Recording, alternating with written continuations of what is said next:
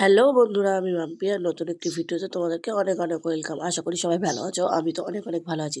তো তোমরা দেখতে পাচ্ছ সকালবেলা ব্যাগপত্র গুছিয়ে নিয়ে কোথায় যাচ্ছি। তো আমরা যাচ্ছি এখন আমার শ্বশুর বাড়িতে।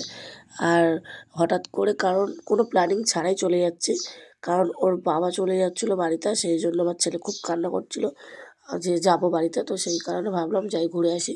তো অনেকদিন পরেই যাচ্ছি। আর বাবা এসেছিলো শিয়ালদা পর্যন্ত ছাড়তে।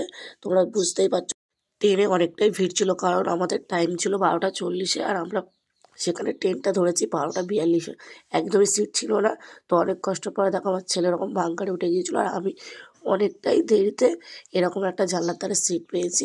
আর ভাবলাম তোমাদের সাথে একটু এরকম বাইরের দৃশ্যটা শেয়ার করি।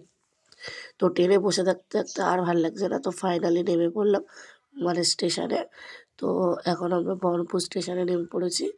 আর এখানে দেখো, তো এখান থেকে স্টেশন থেকে বেরিয়ে আমরা একটা অন্য গাড়ি নিয়ে নিয়েছিলাম। তো সেটা তোমাদের সাথে দেখানো হয়নি। আর তারপর ওই গাড়িটার পরে এরকম একটা অটো নিয়েছি। তো অটোর মধ্যে যেতে যেতে প্রায় দেখো এখনও 1 ঘন্টা। আর আমার ছেলে দেখো সেই সকাল থেকে আর এই পর্যন্ত সারাক্ষণ জেগে আর এরকমই বদমাইশি করতে করতে আসছে। তো এখান থেকে নেমে পড়লাম।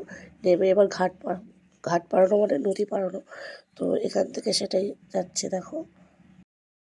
তো তোমরা এখনও যারা আমার ফেসবুক পেজটাকে ফলো করোনি অবশ্যই ফলো করো। আর যারা আমার ইউটিউব চ্যানেলটাকে সাবস্ক্রাইব করোনি অবশ্যই সাবস্ক্রাইব করো। আর ভিডিওটা ভালো লাগলে একটা লাইক করে দিও। তো ওর বাবার সাথে ও একা একা পার হচ্ছে দেখো, আর আমি ওদের পেছন পেছন যাচ্ছিলাম।